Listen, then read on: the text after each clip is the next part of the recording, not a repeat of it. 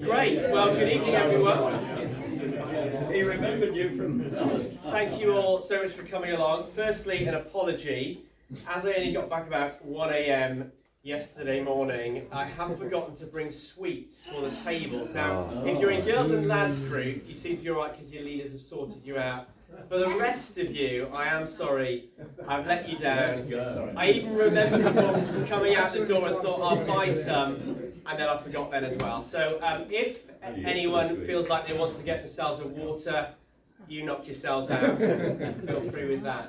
Thanks all so much for joining us. On a serious note with the water, it's quite warm, a little bit stuffy. So if anyone's feeling faint, if you need to kind of stand up, get a jug of air or whatever, that's absolutely fine. Or if you need to get a water as well, feel free to do that. So we're back into a new term, our first study of the month. It's big questions, and our question that we're looking at tonight is science and the Bible, enemies or friends. So I hope that's what you're expecting as you come along this evening. So that the way it's going to work is I'm going to speak for a little bit, split you into groups. You'll have kind of a short discussion. I'll speak for quite a bit more. Right at the end, then I'll let you kind of split into your groups, have a bit of a chat, and then there'll be a time for question and response at the end. As we go through that. Just to say, I'm aware some other groups are quite big, so you don't feel like you've got to chat in your entire group. If there's like 10 of you, if you want to split into 2 5s, that's fine. Or just chat with whoever you feel comfortable with that. So as we think about this question, it is a really important question, whoever we are. Actually, the interaction with the Bible, if you're a professing Christian, actually you believe the Bible is God's word that you build your life on. And therefore, if the interaction with science and the Bible is one where science shows the Bible to be wrong in any way, that throws a whole host of doubt on something you build your life on. So it's a really important question for that. If you're somebody who thinks, kind of Christianity, I don't believe that at all, then I want to show us that, well, I guess it's kind of spoiler alert with where we're going. Okay, I don't think they're in conflict, but we'll work through that a little bit as we get there. It gives us something to think about as to how we relate to the Bible. So, to kick off, let's think about how they relate to one another. So, science and the Bible, this is. And here are some possibilities, and then I'm going to get you to discuss this in your groups. So, here we are. I'm rolling out my A-level maths statistics Venn diagrams, although I found out you can't do that in about year 7 now. So, there we are. It was much later in my day. We obviously weren't as clever to do that. So, the interaction, you can have science and the Bible, and the two are not overlapping at any point. Therefore, there's no interaction between them, whatever. So, they're completely separate to one another. Or, there is overlap. Not complete overlap. They're not the same thing. So, there's some things that are different. But there are parts where science has something to say and the Bible has something to say, and they're about the same thing. And there could be possibilities of this area in the middle, there's overlap. Is it in harmony? They're friends with one another, or is it conflict? They're enemies with one another. So just for a few moments, those around about you, take a few moments just to discuss what you think, and maybe what you think others think about that as well. And we'll pause the video there. Dan's coming, it's all right.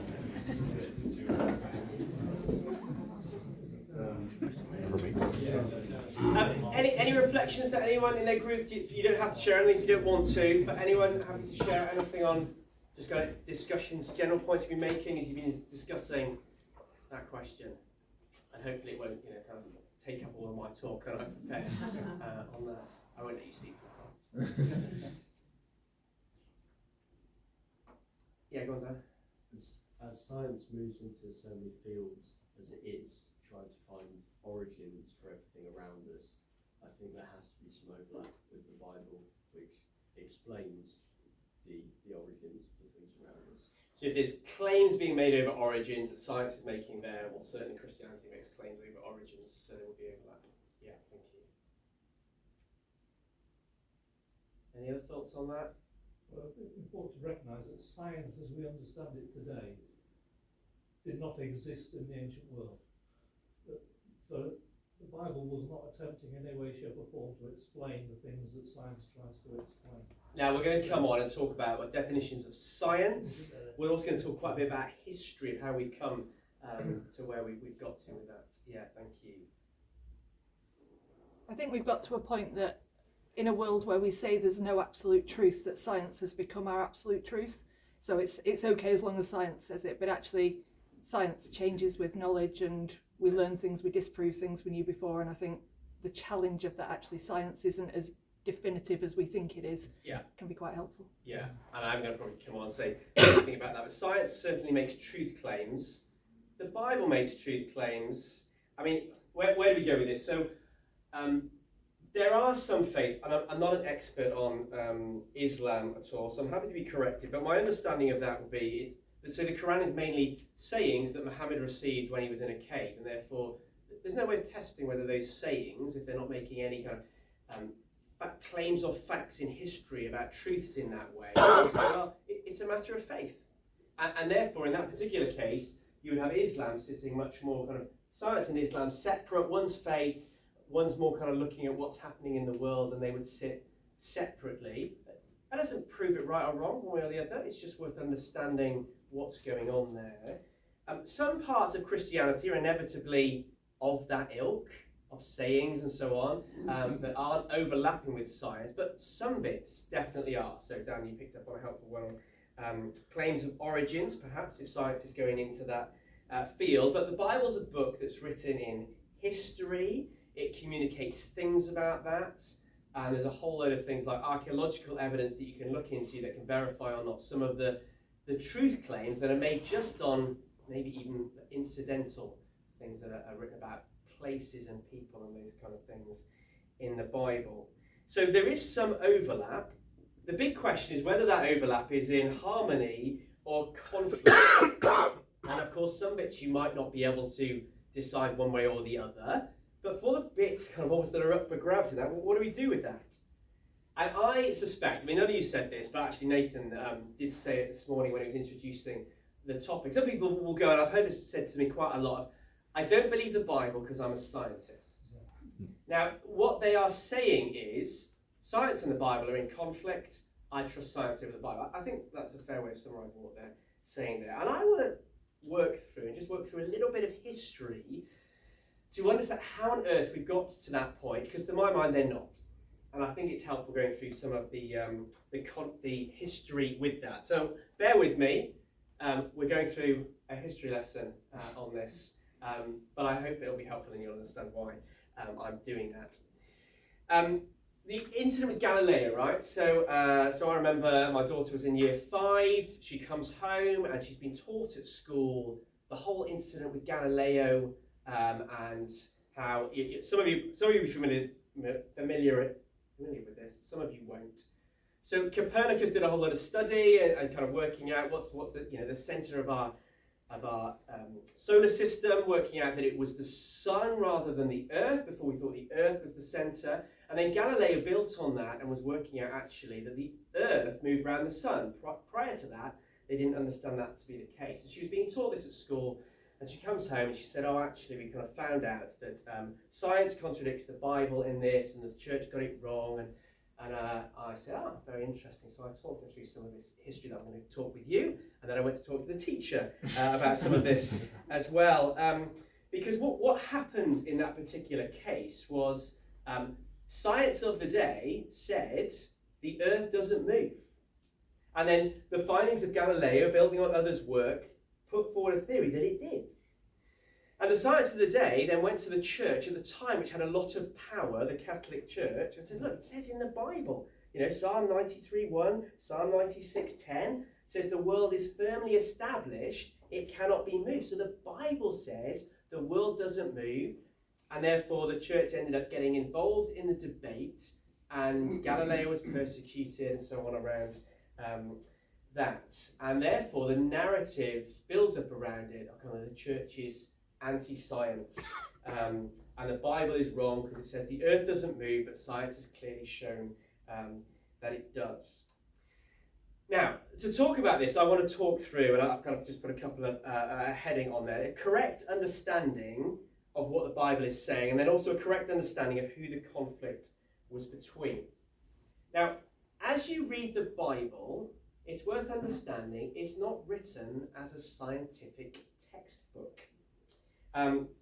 So you can end up reading the Bible kind of over literally and make it say something that it isn't saying. So let me give you an example for this, right? So in Luke 13, verse 32, Jesus calls Herod a fox. He says, go tell that fox, right? Now, if you came along and you said, actually, we've done a bit of scientific testing, and we proved that Herod was a man and not a fox, and therefore, from the words of Jesus, he's made a mistake, most of us kind of go, well, actually, we don't think Jesus was calling him an animal, the kind of one that raids your bins. You know, it's used terminology for meaning someone who is cunning. So it's important, as we read language, to understand what it's actually saying. And so in the case of, so in the Psalms, for example, Psalm 98:8, let the rivers clap their hands, let the mountains sing together for joy. We could do some scientific testing that would work out that rivers don't have hands, so it's pretty difficult for them to clap them. Mountains don't have voice boxes, it's pretty difficult for them to sing. But they're making points in poetic ways, and therefore, around as we read the Bible, sometimes scientific findings help us rightly understand what it's saying. The earth is firmly established. I think what that's saying is God is in control of it. He's full control over it. It's not making a scientific claim about whether it moves on its axis or not. So I want to say there's an important element to this of correctly understanding what the Bible is saying. When you get to an understanding of the Psalms, what they are, what is being claimed there, I don't think it conflicts with the kind of understanding of Galileo and the earth moving. Secondly, then, a correct understanding of who the conflict is between. And I've already kind of mentioned this, of actually with the argument was not actually between the church and science, it was between established science of the day and new understandings of science. And that goes on all the time. Even today, we put forward theories, we think they're factual, and then we discover more information that usurps those facts to find better theories to explain how things work. Now, in this particular case with Galileo, the church got roped in, I think unwisely and wrongly, and the narrative has built up from there. But I explained some of that. It is quite eye-opening to me because I did a whole paper on Galileo at university, and I got so I was supposed to be doing it on Galileo's mechanics. I got very sidetracked in my reading on the history of how it got to where it had got to. And I think that's helpful for us to know that if you kind of just Google it, you'll come up with that narrative at the top, right? Once you dig, you understand what's gone on with what's happened there. And so actually, whilst some people might think they're in conflict, it was established science of the day versus new emerging science. And that's a natural conflict in science that keeps going as they explore and find new things. Next thing for us to look at. Let me just pause there. Does anyone want to ask any questions or comments, clarification? Richard? Yeah, because you said it a few times, you said about science says this or science. Well, science doesn't actually say anything. Scientists do. Yes, thank you. Yeah. The Bible says everything. Yeah. So and the scientists who say everything change through the centuries what they say. Yeah. And scientists also have a worldview in which they shape their science around or even exclude science. Yeah. Thank you. I'm going to come on to talk about worldviews, but that's helpful. So as I throw out, says science says this. Thank you. I'm using that as a shorthand for generally accepted scientific understanding of either that point in time or current point in time. Yeah, thank you for clarifying that. Anyone else want to?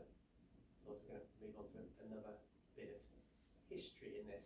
Actually, the history is quite helpful because one of the things you find with it is no one can know all the scientific facts. And if someone starts talking to me about kind of science, I'm just going, okay, I might not have heard about this. I've heard of some stuff, but it's very niche. And I think what this helps us with is not, you don't have to know a lot of science to understand about the relationship between the two. So the next thing I just wanted to talk about is science and the need for God.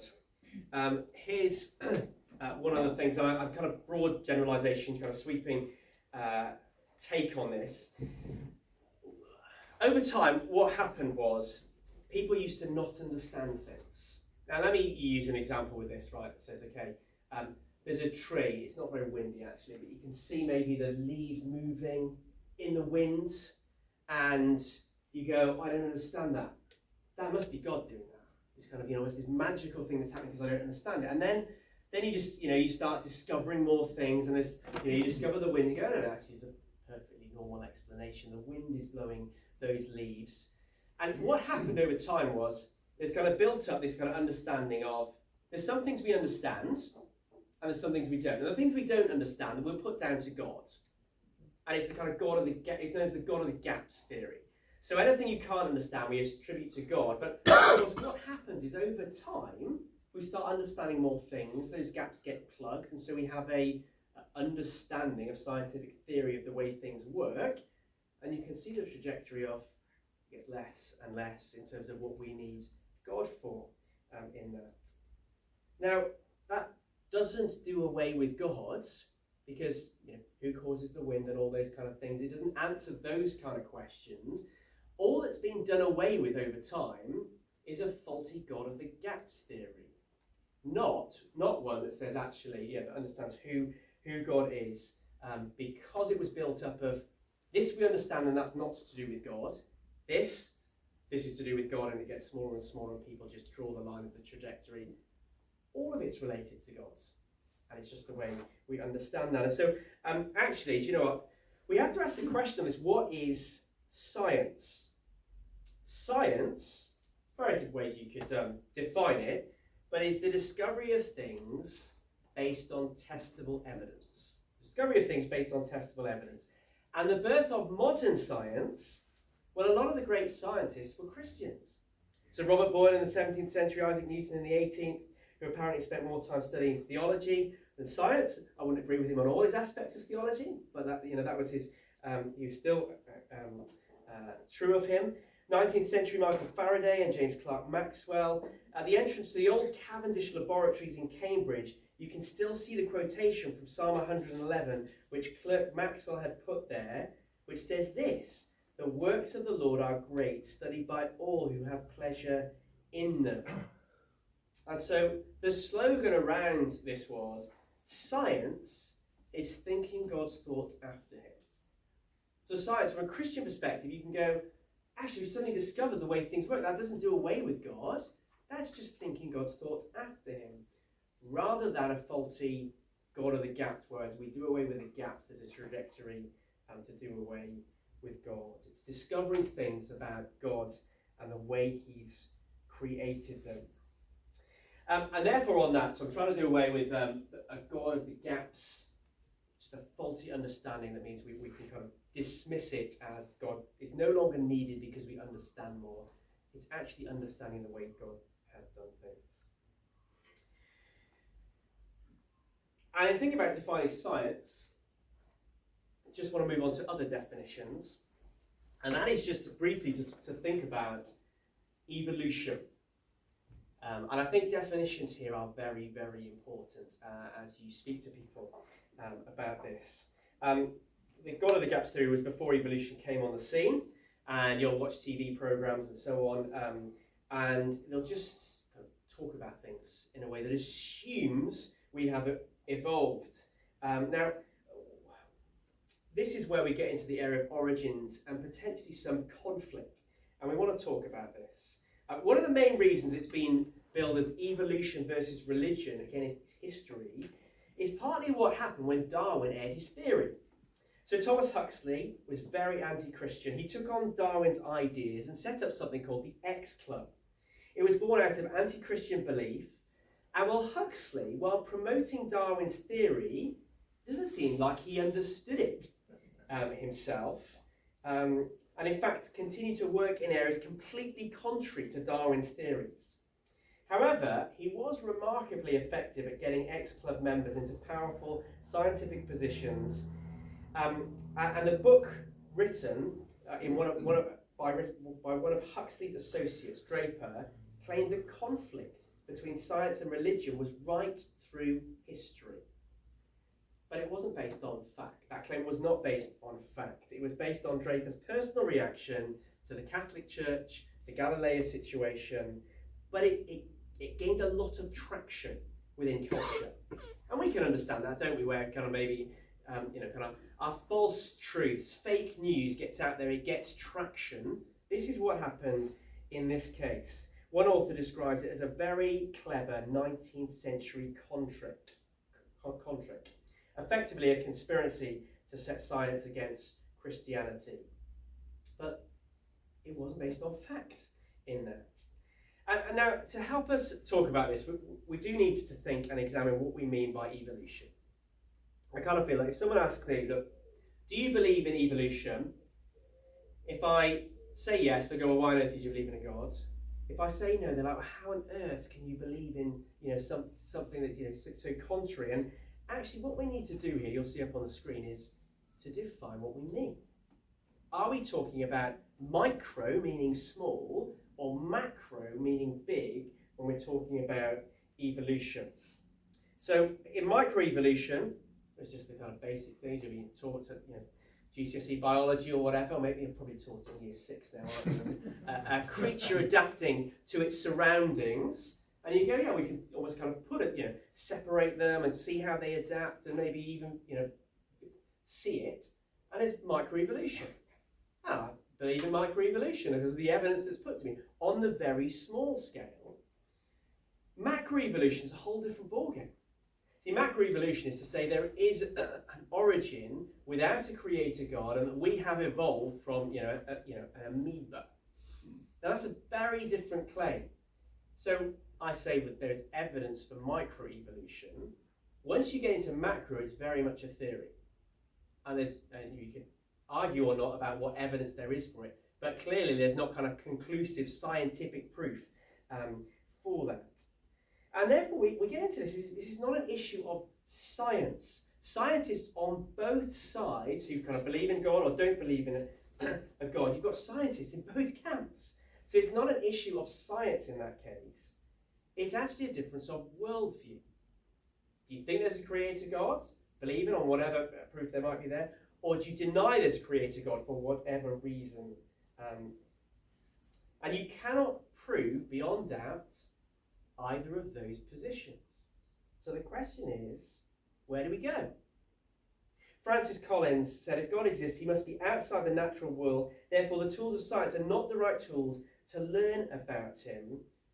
So the question is, if it's a challenge of worldviews, how do we best find out whether there's a creator God or not? Now, just take a moment in whoever you're discussing with to think about that. Just for viewers, how is it best to find out about whether there can be a creator God or not?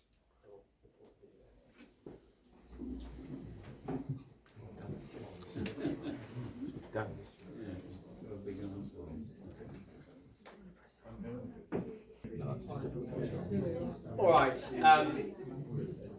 Hopefully that helped the discussion. It doesn't matter if you don't. If you didn't, that's okay. Anyone want to comment on that at all? Otherwise, I'll comment on it. But anyone want to chip in at this point from your discussions that you had there? If not, I'll pile in, and that's fine. We just do question and answer at the end. But right, let's go for it then.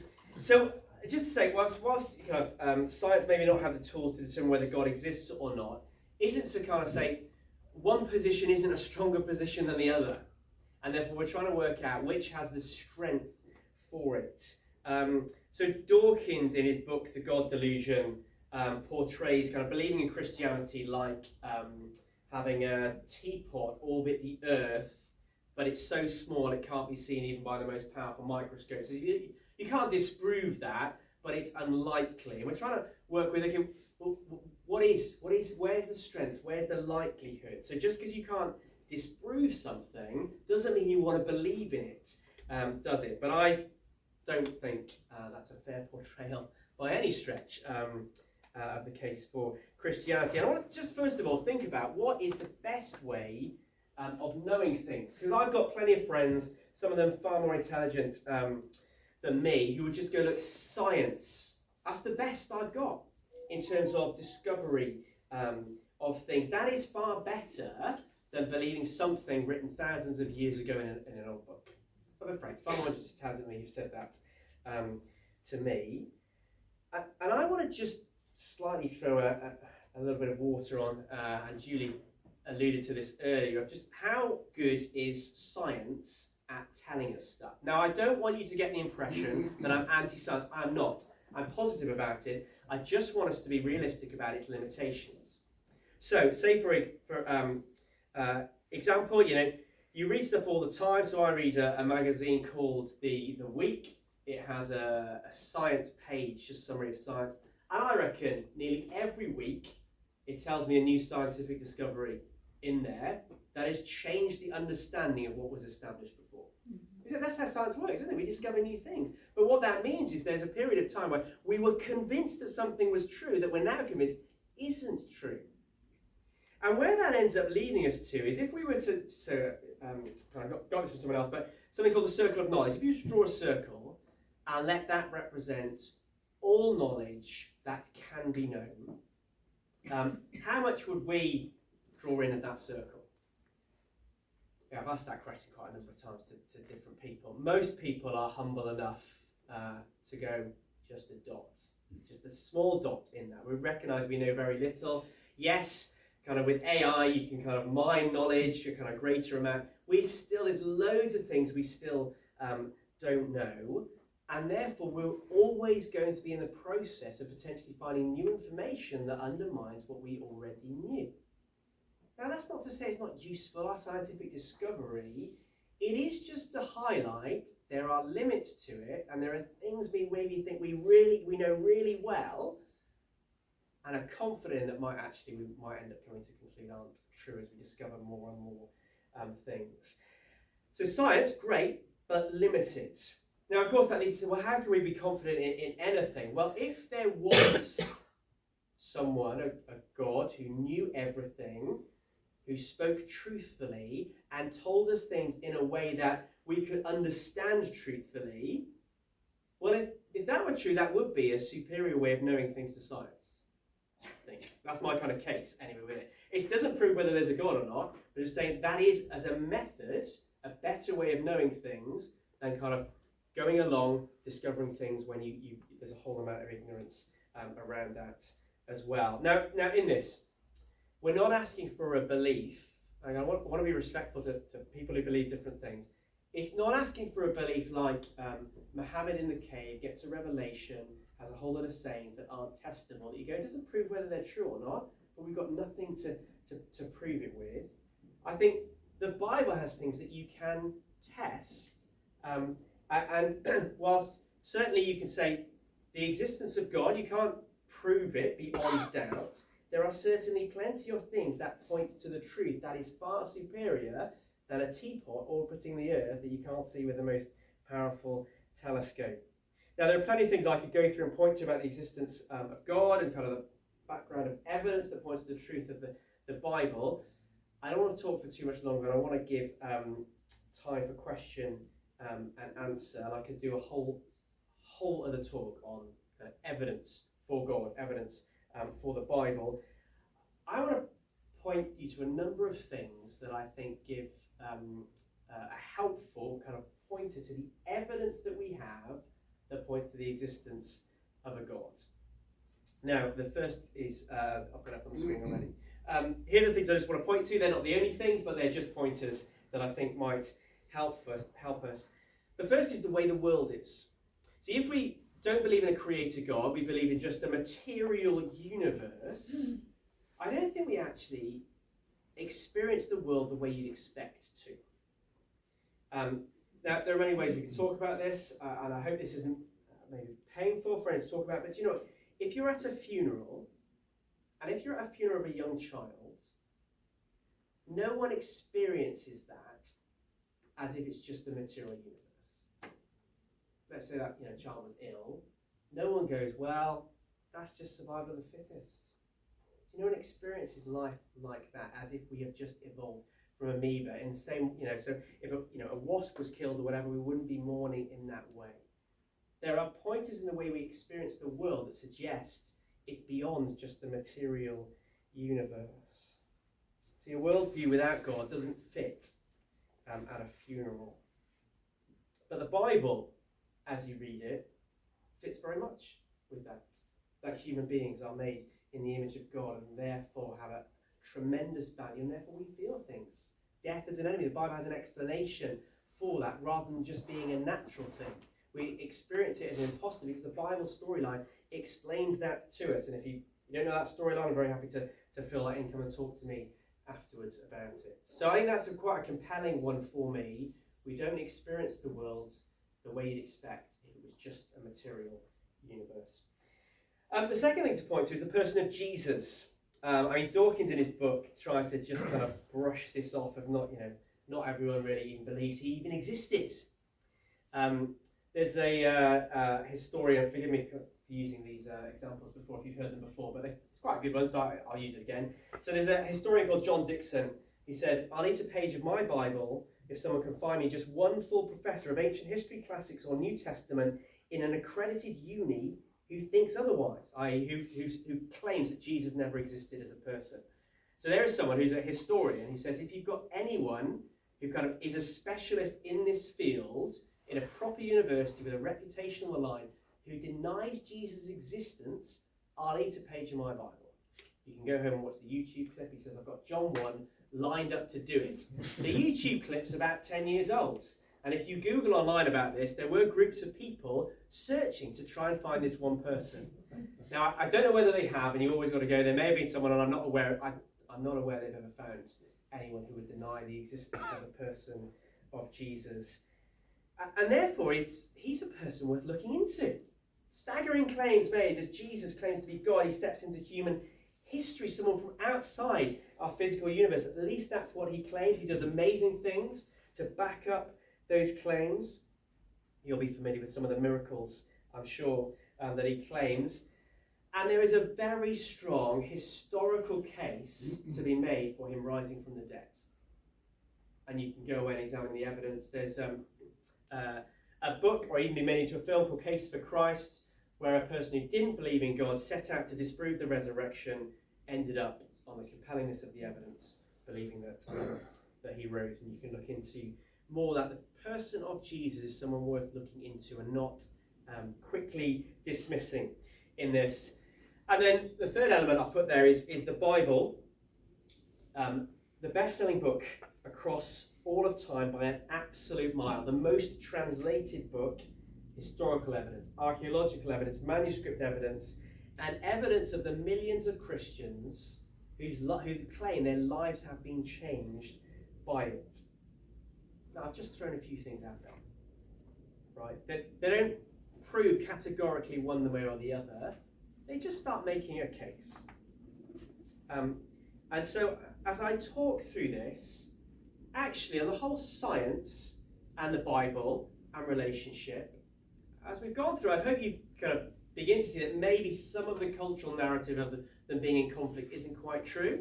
If you've got any specific things in where you think, actually, this is in conflict, the Bible and science, I'm very happy to deal with in the Q&A or chat afterwards. But when it comes to what the Bible's trying to do is God speaking to us to change our lives, how's he best going to do that? I don't think that science is the highest authority.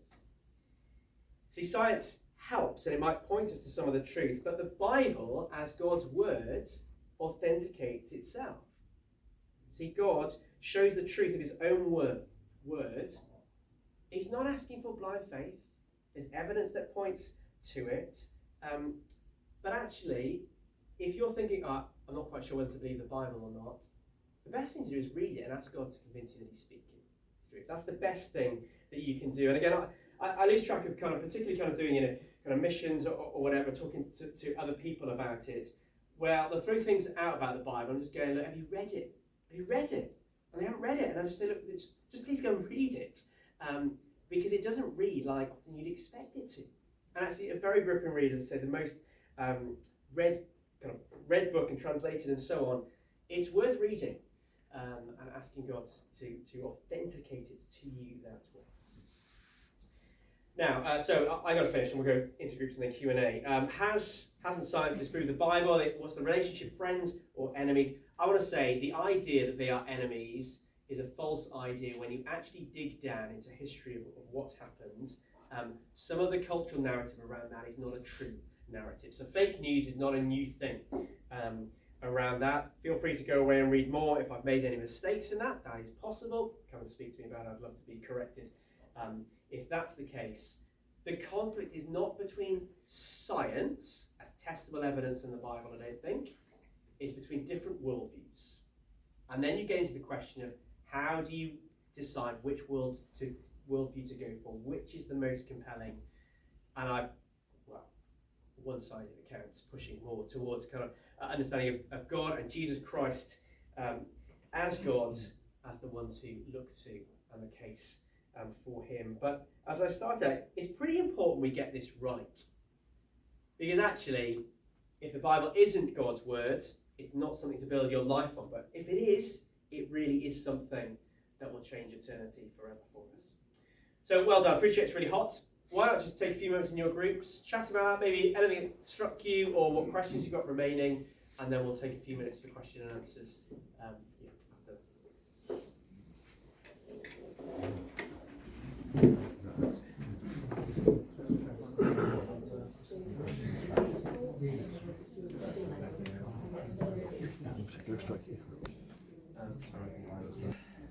Follow up, anything that I've looked at there, or ask any questions. And like if it's just too hot and you're like, I'm done, and I'll wrap it up.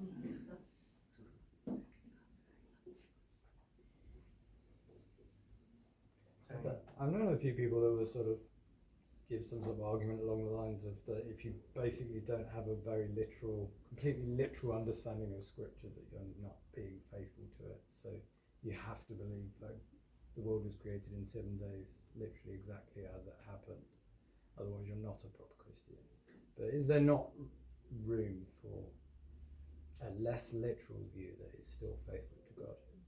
So the issue is, so someone asks me, do you believe the Bible is literally true? I will answer in a way that says, I believe it is literally true in the way it's meant to be understood. So what that means is, when Jesus calls Herod a fox, I think he's referring to his character in that. Or when Jesus says, I'm the gate, he's making a metaphor in the way that he's used. So I believe that that is true, but I'm not kind of over literary in the sense. Of course, the discussion then is when you read it, trying to get to what the sense of the Bible is. And so I think a true Christian should be believing that the Bible is true because it's God's word and therefore without error. But what is it actually saying? You're not more correct just because you're more literal. You can be more wrong by being more literal. You don't become a Christian by believing all the things in the Bible. You become a Christian by believing Christ died for you and saved you. And then the Holy Spirit starts to explain everything in the world. It may take a whole lifetime. It may happen very quickly. But it starts then, and every person who's come to know Christ knows for certain that there is a God. So that there is a way of proving God. That's through faith. It all then becomes clear. Now, people do disagree with different parts of the Bible, particularly origins, the ends. But that doesn't mean that the Bible isn't being looked at literally. Because if you do look at it literally, as I think Tony is suggesting, actually it still makes sense with the evidence of the world. So I do believe in a young creation, and I do believe that the world was made as in Genesis 1, 7 days, 6 days, and then rest. But that doesn't make me more a Christian. That's what I believe. I've come to believe that, and I can show so much evidence that that's believable, supportable. But nobody ever asks about it. Yeah. I mean, the thing is, it's all there. Everything in the world actually is supported by the Bible. Either says those things before, even about creation. So some of what you're saying, Richard, is about actually, in terms of becoming a Christian, actually there'll be different ways for different people. And so some people might have a really big block around this, and they actually need to work that out first in order to remove as a stumbling block, so they can come to the Bible with that. Actually, what I said is, it's encouraging is, open the Bible and ask God to speak. And some people can be put off because they think, I need to believe this, that might just be one understanding of, kind of at the age of the earth, for example, they might be, I've got to believe in a particular age of the earth that actually I don't think the Bible actually comments on the age of the earth in that way. So you don't need to believe that. It's come to the person of Jesus, who promises life as we come to him. But there'll be different ways for different people in how they approach it. Thank you. And I guess if people, as you say, go read the Bible, generally when people start reading a book, they start at page 1. Yep. And so they hit creation first. Yep. And if that then becomes a stumbling block, Yep. they may not go any further. And Yep. I guess that's where perhaps helping people, if they do want to engage with the Bible, helping them to maybe start in a different place is more helpful than just go straight for creation and Yes. now we're in an argument. Yeah, and I think there's another thing to be said out there. It's a bit like if you pick up any book. So if I pick up, I've tried to read a bit of the Quran. I'm slightly at sea with it, if I'm honest, because I don't really get it.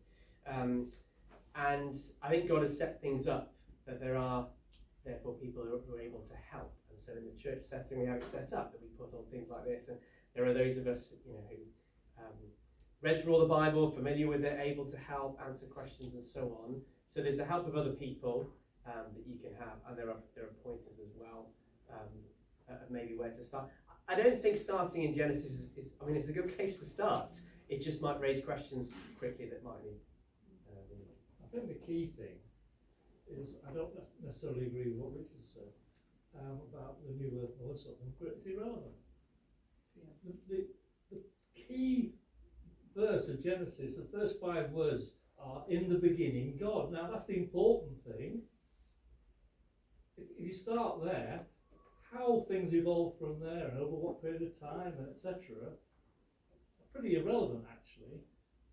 And then you can get on to what went wrong and why Jesus. I say the key question is that do you believe in a God who is creator and therefore has a claim on us, or not? And that is a much keyer question than all the other sub questions under that. Matt. This is not so much a question or a statement, which is, people may question, but, I think there's a perception out there that science has got this wrapped up, that science can explain, our origins. I don't think people know quite, or I don't think it's explained just quite how many gaps there are in our understanding and how very much a worldview can so much influence our interpretation of our origins, because we don't know that the scientists, even Dawkins, will tell you that he has no explanation for the origins of life, the first life. So I'm talking about how we went from a mass of chemicals to a first living amoeba. There is no scientist that can offer an explanation to that. Yeah. Have I talked about the circle of knowledge? Yeah. So some of it, I think, part of the approach that I've taken there is partly aimed to free us up, because you can end up getting hung up with. I probably spent a lot of my time in my late teens, early 20s reading about science stuff. Now that's quite a long way out of date now, right? So people talk to me about stuff. Sometimes I'm like, okay, should be able to answer some of it, but it's just literally going over my head with some of the scientific stuff.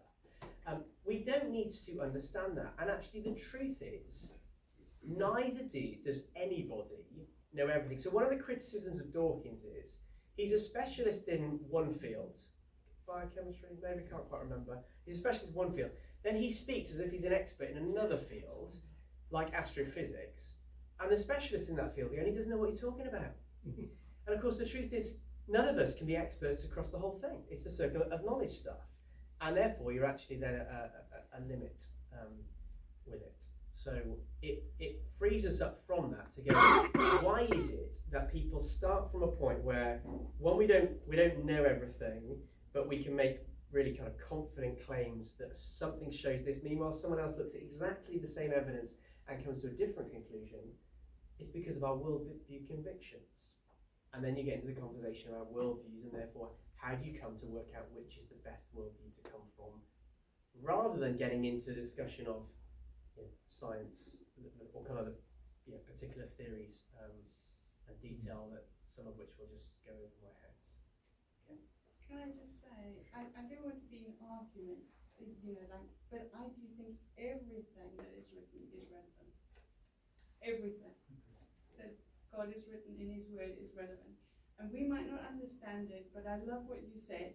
You said if you don't understand it, ask Him, pray, ask Him to teach you, and He will, beyond measure. Yeah, I think people would agree. So the Bible itself says all of it is relevant into eternity. The question is working out, what is it actually saying, and in what way is it relevant? But it's faith building. Like when you see things and I've had this conversation with you.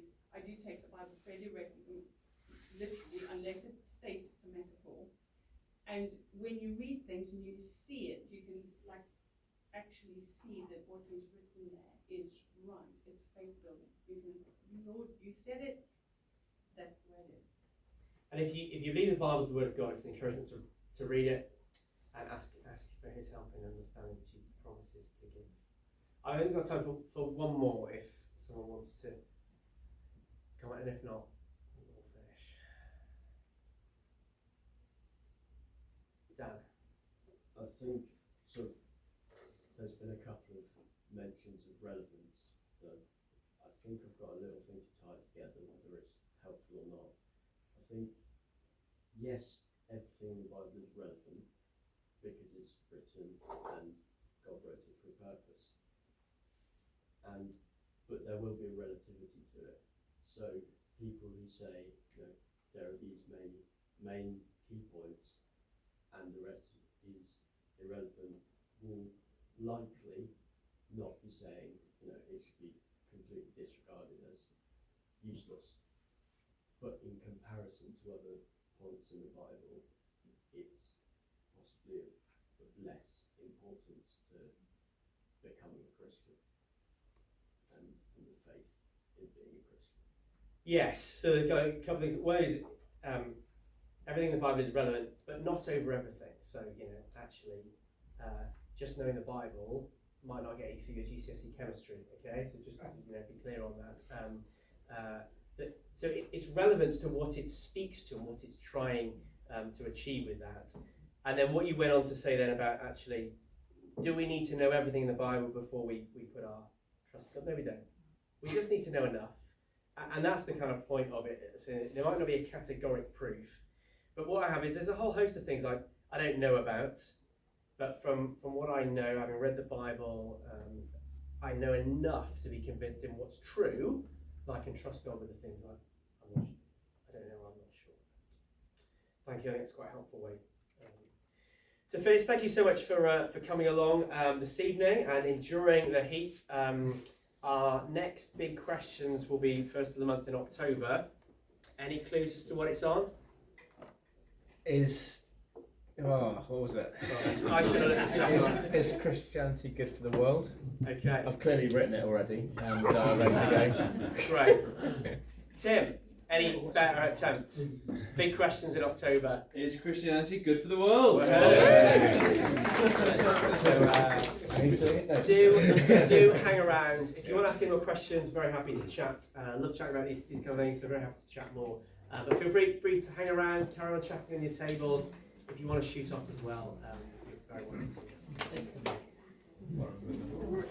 Are you both?